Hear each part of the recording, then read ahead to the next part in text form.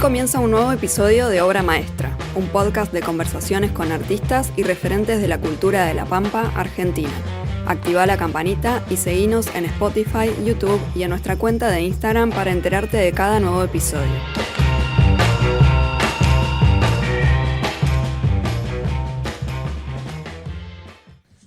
Bueno, bienvenida Teresa, ¿cómo estás? Muy bien, gracias por haberte acordado de mi nombre, porque han sido tantos los años en que no me han nombrado. Lo digo por este libro, que bueno, bienvenido sea.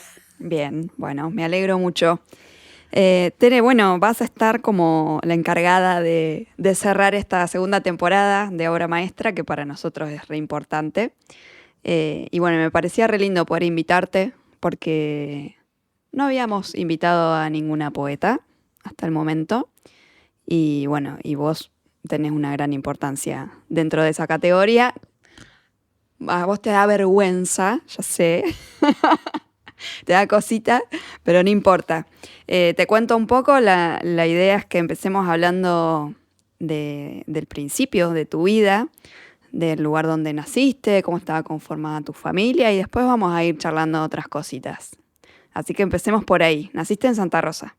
Nací en la zona rural de Santa Rosa. Fui concebida en la Tala de los Montes, es cierto, Primera, Segunda Guerra Mundial, cuando sabemos nos llegaba el carbón de Cardiff, ¿verdad? Y se reemplaza, ¿no es cierto?, la leña de Caldén por helio. De manera que fui concebida en Ucal, donde había una hachada allí. Antes de mi nacimiento, bueno, perdón, porque me atropellan las palabras. Yo nací en una familia de hachadores por parte de madre, de hachadoras por parte de padre y hachadores. Es decir, por ambos lados soy hija de hachadores, soy nieta de hachadores, soy sobrina de hachadores, ¿sí? Bien, antes de mi nacimiento, precisamente como las condiciones de explotación eran prácticamente inhumanas en ese tiempo, ahora estoy hablando del 45, ponerle 44, 45, yo perdí 2 hermanos, ¿no es cierto?, por falta, bueno, de asistencia de todo tipo, ni lo básico. Entonces perdí 2 hermanos, uno en el monte, que según las palabras de mis padres es un angelito del monte, pero no un angelito de los del oeste. Ellos tenían su propio lenguaje y yo respeto ese lenguaje. Angelito del monte, ¿por qué? Porque lo habían puesto a esta criatura en una lata, en un cajoncito de dulce de membrillo, ¿no es cierto? Y lo habían puesto en un caldén donde ya había otro angelito. Digamos que las hachadas le decían angelitos. Otra cosa que quiero decir con respecto de esto de las hachadas es que nuestro querido Pepe Prado, periodista y escritor, ¿no es cierto?, que por eso tenía un plus siempre sus notas, en Pico en la Reforma, él habla en el año 43 aproximadamente, cuando saca un premio en Noticias Gráficas de Buenos Aires, saca un premio en ese concurso. Entonces se conecta con la gente que redacta esa revista, ¿no es cierto?, y le piden que haga algunas notas sobre las hachadas en La Pampa. De manera que como respuesta a ese pedido, Pepe escribe, creo que yo estoy segura de 4 porque 4 he leído, pero dicen que son 5 las notas que escribió para Noticias Gráficas. Él se centra absoluta y totalmente, ¿no es cierto?, en Ingeniero Foster. Ingeniero Foster eran grandes campamentos de miles de personas. Bueno, él se centra, Pepe, en las hachadas de Ingeniero Foster, donde solamente había con ese oficio, y lo ejercían, hombres solos. Lo que yo hablo en mi librito de las hachadas, a que le faltan bastantes poemas y un relato, no se refiere a esa ignominia. Es decir, yo no me refiero a esas hachadas, esos grandes campamentos de carpas, llamados toldos, donde residían, ya te dije, en forma prácticamente inhumana, las personas que iban a parar, ¿no es cierto?, a esos lugares, generalmente, ¿no es cierto?, los de Ingeniero Foster, a diferencia de otros lugares de La Pampa, siguiendo el curso de las talas, de la vía del ferrocarril y todo lo que ya sabemos, a diferencia de eso, yo hablo de los campamentos de familias, entre las cuales estaban la familia de mi madre, la de mi padre, de manera tal que ellos se conocen en la Chada, ¿no es cierto?, porque así le decían, bueno, y se casan en Ucal. Porque en Ucal de tanto en tanto iba gente del registro civil. Entonces hacían casamientos colectivos. Todo lo que yo te cuento es lo que a mí me han contado. Es obvio, yo no vi nada. Nací yo en el 47. Claro. Y nací en Santa Rosa. ¿Eso te lo cuentan tus padres o algún otro familiar? No, eso me lo cuenta mi abuelo Pedro de Lugo, ¿no es cierto? Un gallego de España. Y mi padre también. No, mi madre es una mujer que fue toda la vida atravesada por el gran dolor de la pérdida de sus hijos, que nunca lo pudo superar. Uh-huh. Y jamás a nosotras, que somos 4 hermanas, jamás nos dijo nada de eso. Y te digo más, si querés te cuento una anécdota. Sí, claro. Estando Elda Durán en mi casa, acá en el barrio Butaló, la escritora que tenía este librito, uh-huh. Mi madre con un Alzheimer galopante, bueno, me llaman por el fijo, viste, yo digo hola, y era mi mamá, que a veces ni te conocía, obvio. Claro. Ya sabemos que esa enfermedad es muy dolorosa, tanto para el que la padece como para el que la rodean. Uh-huh. Entonces, como era mi mamá, y bueno, Elda durante 40 y pico de años vino todos los años a nuestros encuentros de escritores acá, uh-huh, en La Pampa. Sí. ¿Sí? Entonces yo le hice seña que viniera y se pusiera al lado del tubo del teléfono.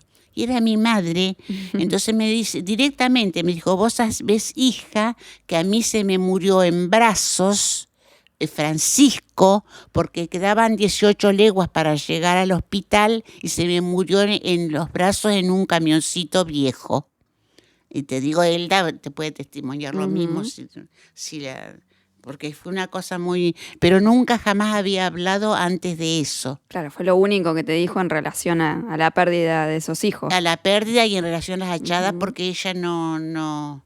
Yo sé por otras tías que ella era famosa, digamos, como hachadora, como su madre, uh-huh, Ramona Jofré, su madre, pero no, ella no le gustaba hablar, no quería recordar ese pasado porque para ella era muy terrible.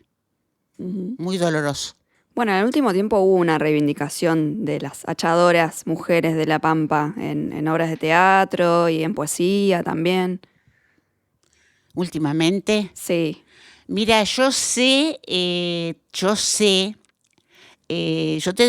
te hablo de lo que conozco, de lo que no sé te puedo decir a lo mejor. Yo sé que Lautaro Ventivegna, uh-huh, en equipo, hizo, creo, yo no recuerdo bien en qué, pero no sé si no era el autor, pero no estoy segura. Hizo todo un trabajo con alumnos de primaria y maestras, ¿no es cierto?, que sumaron sus voluntades a ese trabajo. Y bueno, y Lautaro lo publicó en un diario textual, pero ya te dije, yo no ando, uh-huh, por las redes. Soy una analfabeta funcional, pero sí conozco el trabajo de Lautaro Ventivegna, que precisamente, o sea, no sé quién le habrá dicho en algún momento de dónde venía yo. Claro. Entonces él va a mi casa y le digo, bueno, yo tengo un cuadro famoso porque estuve en todas las peñas en Santa Rosa. Claro, yo fui pareja de Guillermo Mareque. Ah, mira. Bien.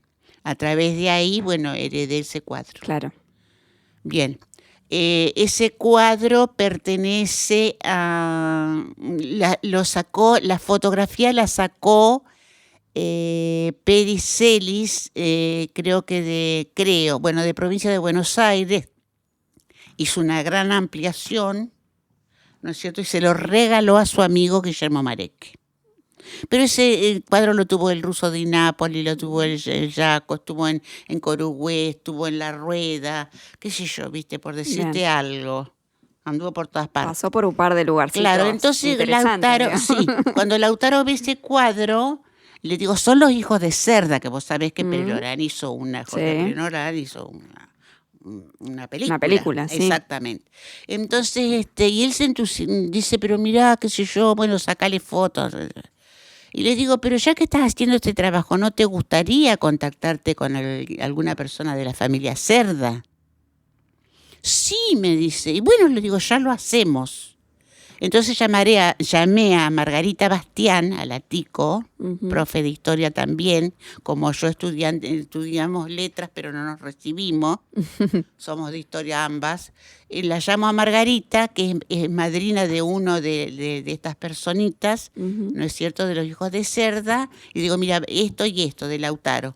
Y sí, y me dice, porque a mí me dicen bueno, le digo, te paso con Lautaro y hablen directamente ustedes. Entonces Margarita le da a Lautaro Ventiveña, ¿no es cierto?, el contacto para que pueda encontrarse, ¿no es cierto?, y tener una vivencia, ¿no es cierto?, con, creo que fueron 2 hermanas, Camino a Toay, y un hermano de la familia Cerda. Bien. Bueno, volvamos a vos. Sí. Bueno, te conciben en Uncal, pero nacés en Santa Rosa. Porque ustedes tenían como la mitad del año en Santa Rosa y la otra mitad en Las Achadas. Exacto. ¿Cómo era ese estilo de vida? ¿Cómo era fue? Eso, era tipo nómade. Nómade desde el principio, porque es obvio que esta etapa de este librito es la foto del casamiento de mis padres. Sí. Y esto que está acá atrás, denominado carpas, también toldos, es la casa nupcial. ¿No es cierto? Bien. Nosotros, es decir, yo tengo que explicar por qué vinimos a parar a Santa Rosa. Mirá, en la época del primer peronismo, yo soy de historia, pero yo no he leído ningún documento con respecto de eso.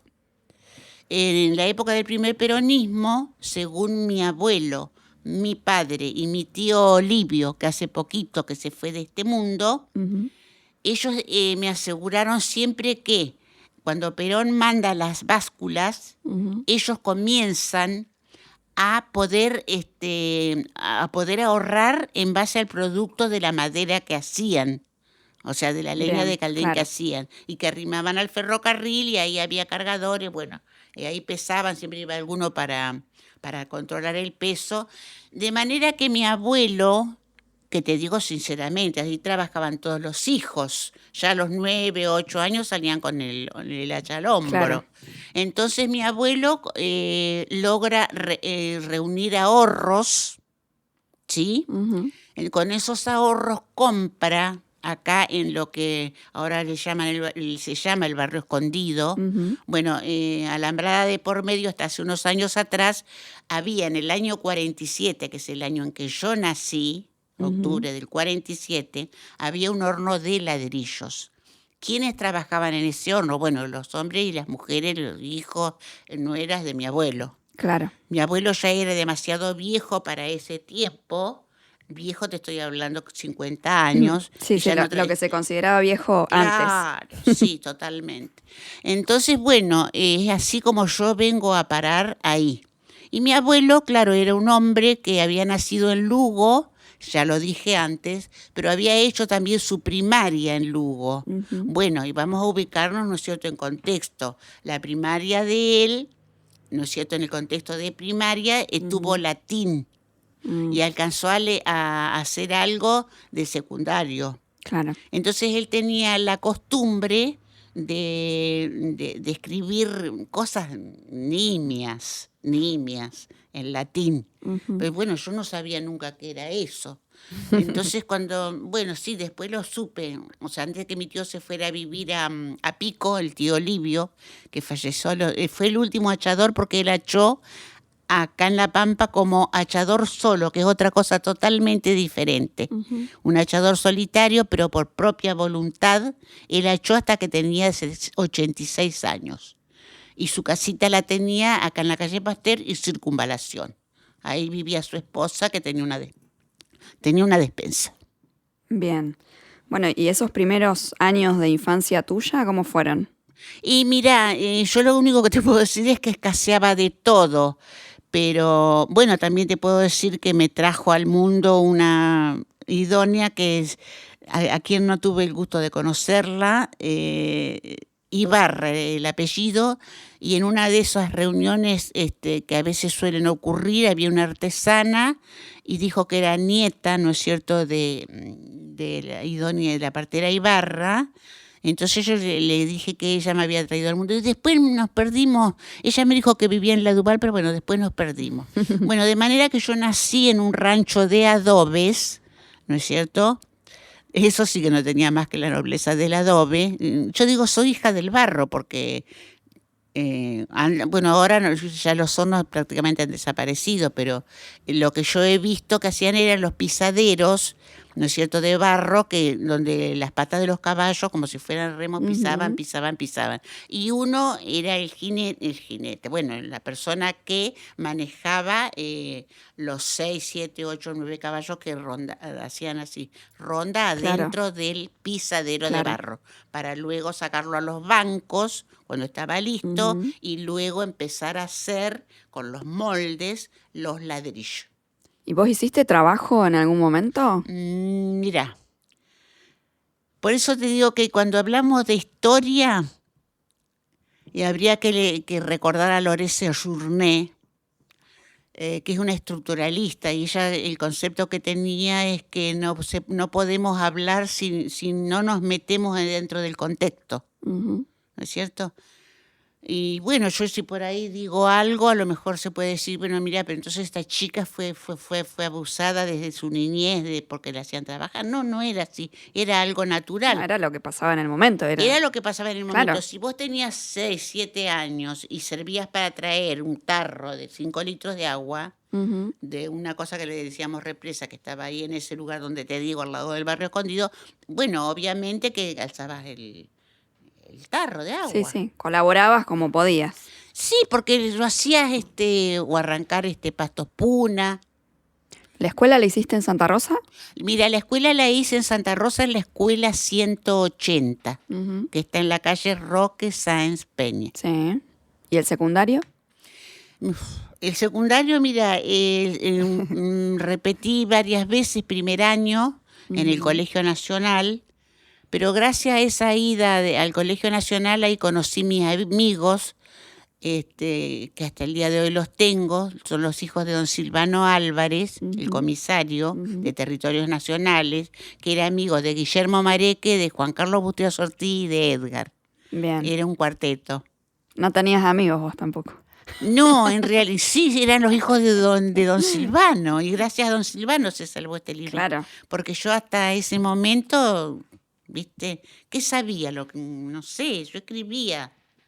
Eso te quería preguntar, ¿cómo empieza, digamos, cuáles son tus primeros acercamientos a la poesía? ¿Qué es lo que te llama la atención? ¿Había alguien que te prestaba libros o que te leía o que te hacía leer? ¿Cómo fue? Mira, fue de la siguiente manera. Cuando yo era muy pequeña, mi abuelo... sobre todo cuando quemaban las hornallas en el horno, eso en el verano, me ponía sobre sus rodillas y él cantaba cantigas, ¿sí? O si no, sobre lo que veía, hacía rimar las frases. Oso, coso, etc. Sí. Entonces eso a mí como me quedó profundamente en el oído. Y yo entonces también empecé a hacer lo mismo. Y bueno, cuando empecé a escribir, bueno, te digo que el libro, yo no había visto ningún libro. El primer libro de mi vida lo vi en la escuela 180, que era el libro UPA. Así que cuando aprendí a leer, es evidente que, bueno, no largaba el libro. Y ahí empecé, viste, a anotar, pero anotar y tirar. Mi padre sí sabía que...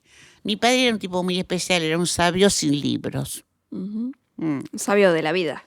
Sí, absolutamente. ¿Y qué fue lo primero que escribiste? ¿Te acordás? No. Yo lo primero que me acuerdo es que caminaba, por ejemplo, pero era siendo muy chica. Inventaba cosas, viste, pero con la cabeza, o sea, no. Claro, en la mente, no lo volcabas al papel. Y claro, recién empecé a volcarlo cuando iba a 5º grado. Bien. Que fue mi primera frustración absoluta con la literatura. ¿Por qué? Y es medio largo de contar. Pero te dieron un premio siendo una niña, ¿o no? Sí. Leí algo en algún lado. Sí, cuando yo tenía, sí, en realidad después de ese lugar del barrio escondido, nos venimos con un gran sacrificio de la familia. Mi padre compra una casa en la calle José Ingenieros al 900, yo sé pasar por esa casa, bueno, pero en una casa que era una obra en construcción, porque no tenía piso, no tenía puertas, no tenía ventanas, no tenía nada, pero te imaginas, de donde veníamos nosotros Claro. estábamos requete bien. Ujú. Bueno, mi padre después le pone a lo que era el sector de la cocina, donde había una cocina de hierro, donde se cocinaba y se calentaba agua, también había un gran metal. Después le pone a la cocina una ventana con vidrio repartido de madera, y fue patente esa ventana para mí, y la tengo como si fuera hoy, porque cuando en el 56 bombardean Radio Nacional, la ventana esa tembló toda. Mira, y te Sí. quedó ese recuerdo ahí marcado. Sí, me recuerdo, ese recuerdo me quedó, Ujú. sí. ¿Y el tema del premio cómo fue? Bueno, ¿Fue por esa el época? tema del premio es, mira, viviendo ahí en ese lugar, en la calle José Ingenieros al 900, casi entre Alberdi y la otra creo que sí. Bueno, esto es un poco doloroso de decirlo, pero lo voy a decir de la mejor manera. O sea, yo cuando aprendí a escribir tenía una gran avidez por leer. Entonces había unas chicas que trabajaban, digamos, de sirvienta, como se decía en esa época, en una farmacia Ujú. que estaba situada en la calle Roque Sáenz Peña y Avenida España. Sí. Bueno, la señora de la casa, la esposa del farmacéutico, ahí había una farmacia, compraba revistas que tenían distintos nombres, eran revistas de fotonovelas. Y entonces las chicas, después que ellas leían, me lo pasaban a mí.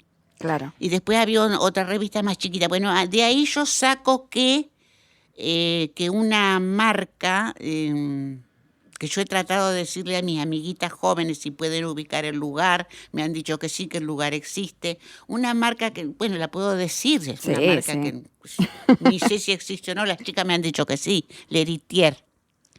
La marca Leritier que me hacía suena. golosinas, bueno, había Sí, sí.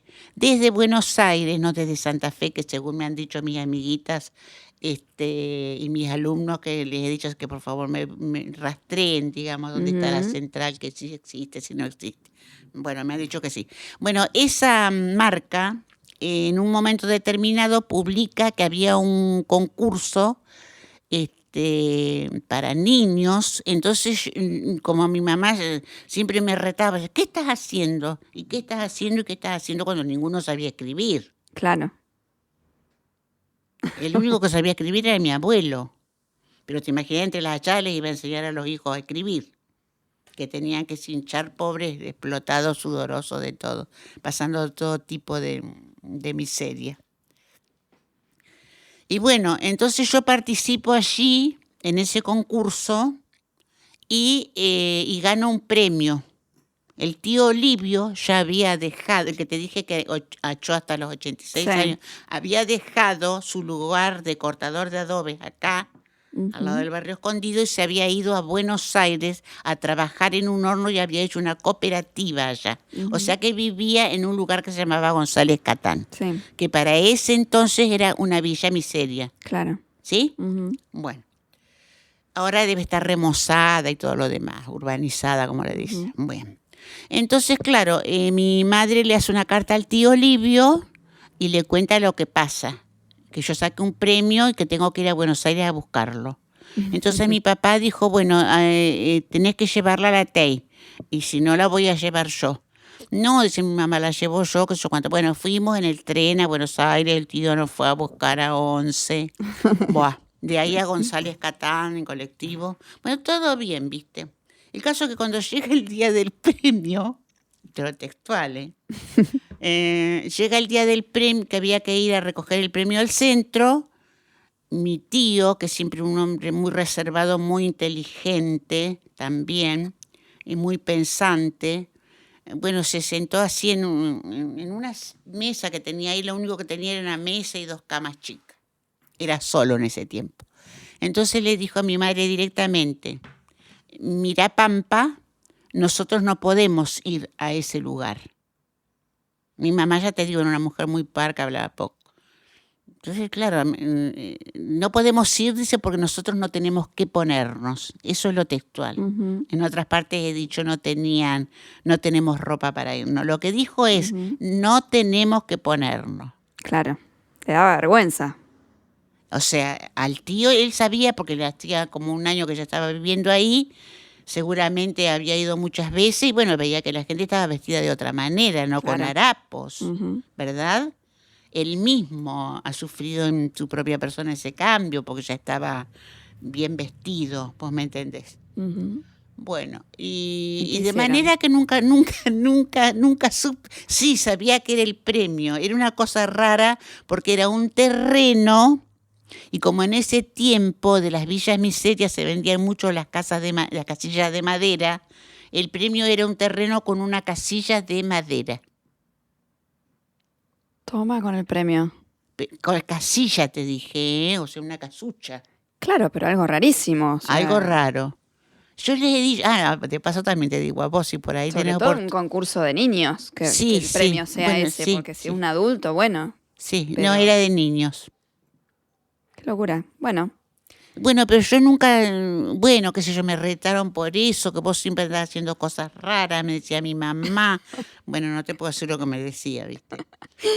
Pero con la ayuda de mi tía Teresa, que siempre fue mi cómplice, hermana de mi padre, ella fue la que me llevó la carta a la calle Wilde, creo que, no, Wilde no, Pasteur y Edison, que ahí era la casa de don Marcos, que eran también unos españoles que tenían una casa de como de almacén de ramos general. Está todavía la casa al frente. ujú. Hay una casa de repuestos ahí. ¿Y de las hachadas lo escribiste a los 16? Sí, 16, entre los 17. 16 y 17. ¿Por qué me enteré bien? Porque, bueno, como yo no ando, como te dije, en las redes, si bien las veces que me aproximé a querer aprender, bueno, mis profesoras me hicieron abrir Facebook, correo electrónico y WhatsApp. Bien, te obligaron Em, ahí un poco a la ¿Eh? tecnología, te obligaron un poco a la tecnología. No hay caso, no hay caso. Bueno, entonces yo para tener la certeza, porque bueno, yo me manejo más por intuición que por racionalidad. Ujú, De manera que yo le digo a Pinky Pumilla, ujú. ¿cómo podemos hacer Pincuyo, Pinky, ¿cómo podemos hacer para tener más certeza de cuándo escribí el libro? Porque fue en el segundo año que yo repetía primero. Claro. Y dice, pero ¿te acordás de algún nombre? Sí, le digo, yo me acuerdo de 2 o 3 nombres, pero sobre todo de uno porque tenía el pelo muy largo, era muy flaco, ojos azules. ¿Y cómo se llamaba? Laucha Ruggero. Bueno, dice el Pinky, pero entonces yo le escribo al Laucha, en mi vida lo volvió a cruzar, salvo en un premio que compartimos hace como 5 años. Entonces a través de Pinky, que, bueno, que él obviamente anda, escribe eso, se conecta con Ruggero y Ruggero le dice en qué año hicimos un viaje al Iguel Calel, los de primer año, que éramos, dice, yo ya ahí era una chica grande, porque no estaba en edad cronológica Claro. de ir a un secundario. Ya estaba para recibirme, pero como siempre digo, a mí las cosas siempre me llegan tarde. El caso es que yo me aburría como un hongo, me peleaba con el viejo Ares de matemática y no. Y tuve la suerte que vos me preguntaste antes de que había una bibliotecaria que estaba en la calle donde ahora está el Museo Verde, Ujú. había una biblioteca, y bueno, como yo tenía que pasar siempre para el otro lado de la vía donde vivía una de mis tías, que trabajaba, que se había venido del horno y trabajaba como mucama en la escuela hogar. Ujú. Entonces, bueno, me llamaba siempre la atención que vi muchos libros ahí, ¿viste? Y un día entré y bueno, y había una señora que ojalá supiera el nombre. Nunca le pregunté cómo se llamaba. Bueno, ella fue la que me dio los libros, bueno, que yo los devoraba. Claro, te dio Ahí acceso en el ahí a la lugar, biblioteca. ¿me entendés? No Claro. es que me los daba para llevármelo a mi casa. Pero ella fue la verdadera, y fue, digamos, el primero fue mi abuelo, el segundo don Silvano, y el tercero fue esta mujer que me daba los libros para que yo los leyera ahí. Sí, Por sí, el supuesto que acceso a no, todo ese el material. acceso a todo ese mundo. Ujú. Exacto. ¿Y qué era lo que más te gustaba leer? ¿O qué te llamaba la atención ahí en la biblioteca? ¿Qué era lo que más No, agarraba? yo le pedí a ella que me diera cosas, no sé, con mi lenguaje pobre. Ujú. Le habré dicho o ella me habrá intuido, no sé, era una bibliotecaria. Vos sabés lo que te quiero decir, hay gente que trabaja a lo mejor de profesor y no le gusta para por el sueldo. Ujú. Otros lo hemos hecho de otra manera.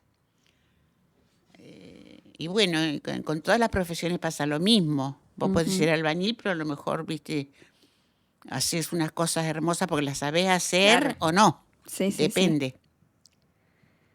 Bien, y este libro, Tere, vos lo escribís a esa edad, 16, 17 años, pero se publica recién el año pasado, 2022. ¿Qué pasó en el medio? ¿Qué había pasado con ese libro? ¿Se había perdido?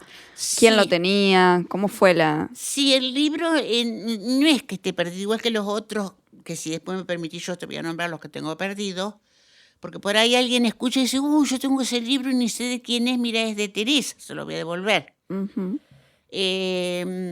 Así que perdido este libro nunca estuvo, estaba en la casa de Elda Durán, pero yo tenía, digamos, la mitad del librito, ¿no Ujú. es cierto? Y siempre decía que estaba todo perdido. Como digo ahora que está perdido el asado, que es la única obra de dramaturgia que escribí, Ujú. en el taller de un gran dramaturgo. Bueno, entonces, qué sé yo, entonces perdidos como que nunca estuvieron. Alguien Bien. siempre los ha tenido.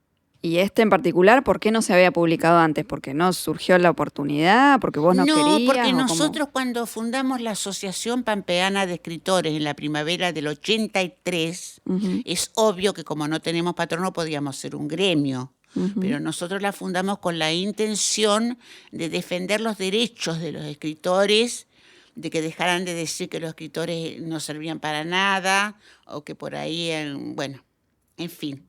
Porque es así, la Asociación de Pampeana de Escritores fue muy importante desde ese lugar porque pudimos con el tiempo y desde el primer encuentro que lo hicimos en ATE, y Ujú. no teníamos casa, no teníamos Claro. nada, anduvimos por 7 techos diferentes, como digo en un poema, hasta que fuimos a parar a la casa de la calle Lordi Lordi, 73 en el año 94. sí. Y bueno, ¿cómo te puedo explicar? El objetivo nuestro no era editar. Ujú. El objetivo nuestro era crear, por ejemplo, que la creamos nosotros, el proyecto de la ley 804, ¿no es cierto? Que el Fondo Editorial Pampeano. Claro. El proyecto lo hicimos nosotros en el 84, se aprobó en el 85 y hasta el día de hoy existe. Ujú. Cualquier escritor que esté escuchando puede presentar su libro a consideración de un jurado, ¿no es cierto? Y bueno, si sale seleccionado se lo van a publicar. Sí, sí, la convocatoria se... Cualquier escritor que me esté Sí, sí. escuchando. Sí, se abre la convocatoria todos los años a través de la Secretaría A de través de la Cultura. Secretaría de Ujú. Cultura. Sí, sí, sí, hay Sí. que ir al Medasur, hablar con Luis Talone Ujú. por alguna información que A se vos ne- este libro te lo publica la cooperativa, la editorial Voces, ¿no? Este libro me lo publica la editorial Voces, sí, cuyo presidente es Alberto Acosta, Ujú. ¿sí? Sí, ¿Cómo le llega el librito este a Alberto Acosta? A través de Omar Lobo. claro. Bueno, pero qué sé yo. Yo digo que está publicado gracias a la generosidad de Omar.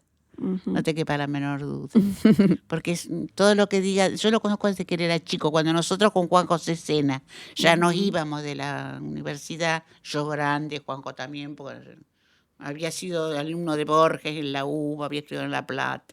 Y yo, viste, el secundario, lo respondo ahora, lo hice todo libre, en el Nacional, ahí me Bien. recibí. Y bueno, cuando con Juan José Sena ya nos íbamos de Ciencias Humanas, entraba Omar, que Bien. era un dulce y sigue haciéndolo. Sí, es un amor, Omar.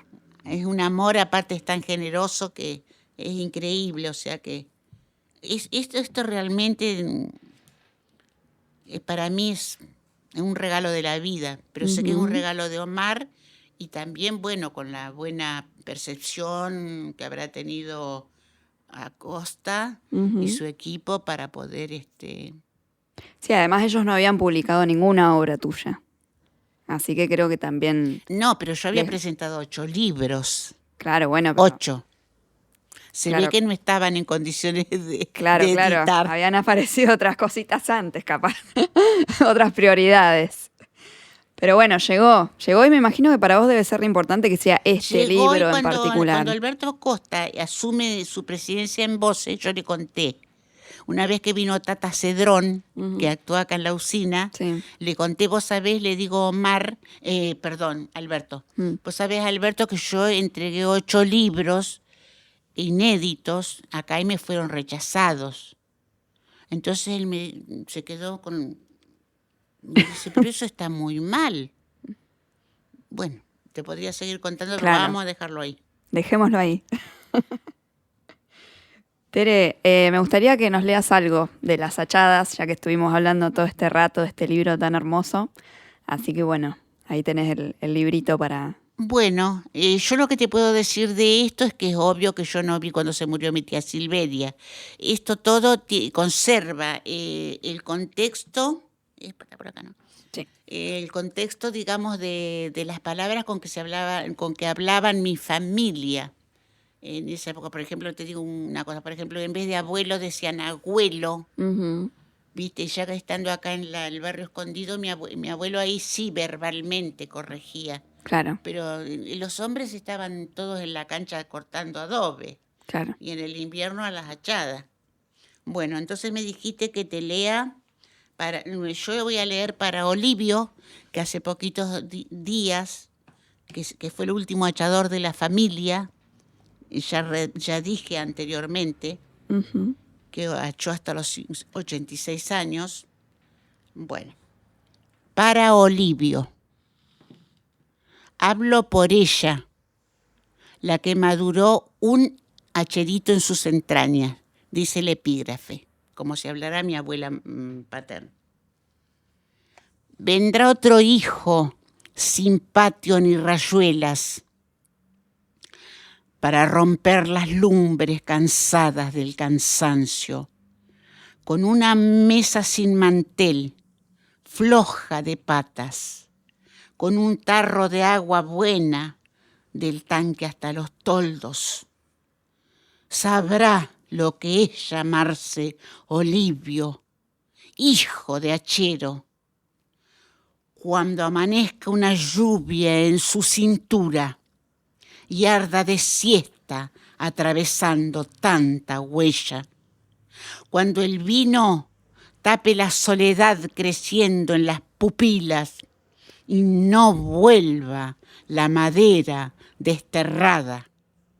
De tanto faltarle, le faltará de todo un poco, hasta su vida, hasta su sangre, hasta el lugar donde se muera será de otro, pero suya será toda la tierra, sepultada a la sombra de sus ojos. Hermoso. Te lo sabes de memoria, casi no lo leíste. Lo tenés ahí adentro, grabado. Lo tengo en la sangre, a este librito. Tere, bueno, tenés una biblioteca a tu nombre en el barrio donde naciste. Bueno, en realidad no es exactamente en el barrio donde nací. Te dije que había una alambrada de por medio y ahora he Sí, visto bueno, que ahí. han loteado. Ujú. Ahí donde está la biblioteca, nosotros íbamos a buscar la leche y donde está la biblioteca había una gran laguna cuando llovía. Ujú. Íbamos a buscar la leche a lo de Mateo, que era un tambo eso. El horno estaba entre dos tambos, el tambo de Mateo y el tambo de Tulio. Nosotros íbamos a buscar la leche al tambo de Mateo. Bien. Cruzábamos por ahí. Bueno, Y- pero Hoy tenés, está la Biblioteca Popular Teresa Pérez. Me imagino que para vos debe ser muy lindo, muy importante que ellos hayan elegido ponerle tu nombre.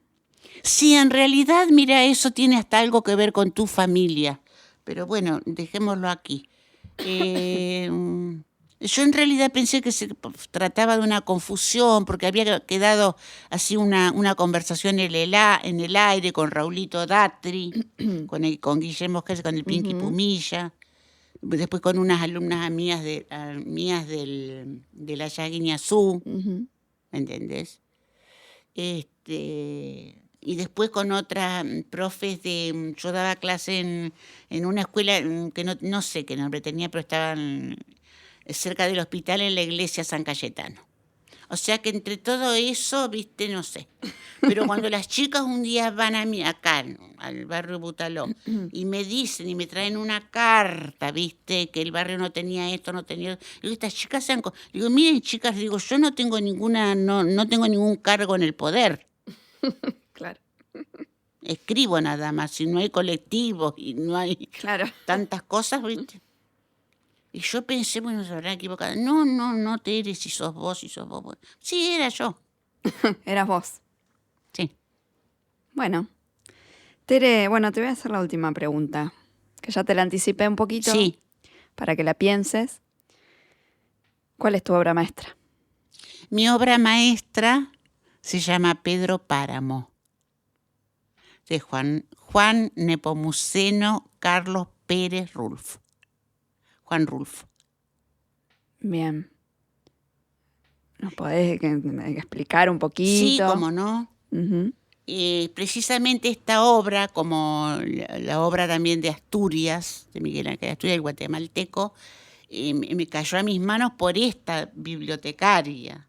Hay gente que pasa por la vida y deja aradas, no huellas. Por eso te digo que lamento tanto en mi ignorancia no haber sabido ni cómo se llama. Bueno, mira, contra la corriente cuántica nacionalista europea de la literatura, sí, porque también te podría decir el Ulises, porque ya te dije que estudié letra. No. Surge como una especie de reacción, creo yo, a través de la obra de Miguel Ángel Asturias y mucho más a través de la obra de Juan Rulfo, el mexicano, porque esta obra tiene muchas particularidades. Una de ellas es que ya desde el principio vos ya te pones en contexto de que no es una obra que tiene una continuidad lineal de la existencia de los personajes, sino que hay cortes, hay lagunas. Pero el mismo Rulfo, en una entrevista a la revista Hispanoamérica de México, hace muchos años, él lo dijo con sus propias palabras, así que yo lo voy a parafrasear. Así como la vida de uno, dijo él, y está escrito. Así como la vida de uno puede ser insignificante, desesperada, uno puede ser nadie, pero la vida del ser humano, del hombre, decía él, no es una cosa lineal. En la vida de cada persona hay muchas lagunas. Esas lagunas están reflejadas en Pedro Páramo, porque tiene un montón de parates. Pero es una obra tan particular que está construida, vamos a suponer que Pedro Páramo, la novela, sea un esqueleto humano. Bueno, cada huesito, ¿no es cierto?, está atravesado desde cerca o desde lejos, ¿no es cierto?, por Pedro Páramo. En realidad el personaje principal, según Juan Rulfo, no según yo, según Juan Rulfo, no es Pedro Páramo, que así se llama el libro, sino que es el pueblo, el protagonista, según sus propias palabras. Es una obra particular porque, ya te dije, digamos, ese como decir nosotros los latinoamericanos estamos acá a través de la obra de Asturias, a través de la obra de Rulfo, y no tenemos nada que ver con ustedes los europeos, suponete. Ya sabemos que tenemos... No, esto no es una clase de teoría literaria. Entonces, el esqueleto ese lleno de huesitos la mayoría de esos huesitos del esqueleto humano es Pedro Páramo, y todos juntos, incluidos los demás protagonistas, también son Pedro Páramo, porque como ya dije, es una novela que se caracteriza, ¿no es cierto?, por referirse a un pueblo que en realidad ese pueblo es el pasado, pero ese pasado en ese pueblo, en México, es el infierno de la Biblia. O sea, Rulfo tiene que haber leído la Biblia, o por lo menos Claro. la Divina Comedia. A pesar de lo que dije antes, no me retracto, porque Pedro Páramo es totalmente original. Inclusive, la novela transcurre en un tiempo que es in illo tempore, ¿sí? Ujú. O sea, fuera del tiempo, no en un Sí. tiempo cronológico. Ujú. No con la lógica europea, sino con la lógica caótica de nuestros pueblos latinoamericanos.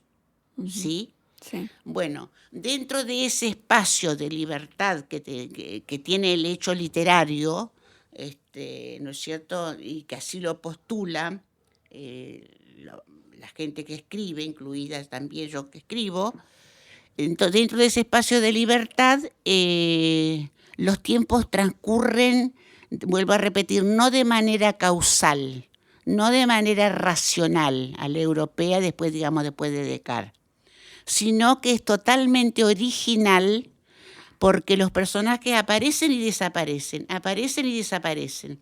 Y vos desde el vamos de la novela ya sabés que todos están muertos.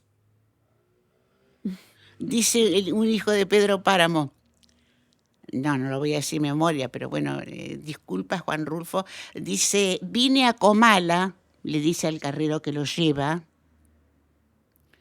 vine a Comala porque me han dicho que acá vive mi padre, Pedro Páramo.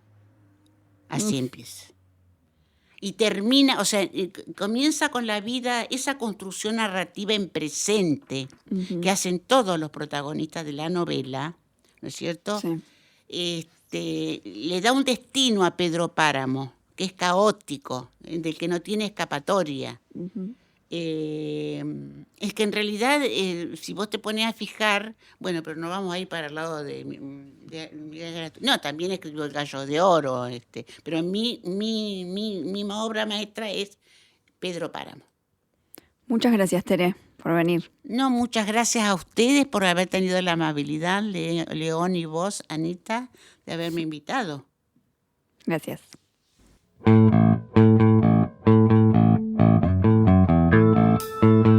Obra Maestra es un podcast de Yo Creo Producciones. Idea, producción y conducción de Ana Datri. Grabación y edición a cargo de León Gamba en La Pecera. Diseño de arte de Diego García. Y voz de cierre de Araceli Soria. Auspician Obra Maestra, Subsecretaría de Medios del Gobierno de La Pampa, Instituto Provincial Autárquico de Vivienda y Cine Milenio. Activa la campanita y entérate de los nuevos episodios o suscríbete a nuestro canal de YouTube.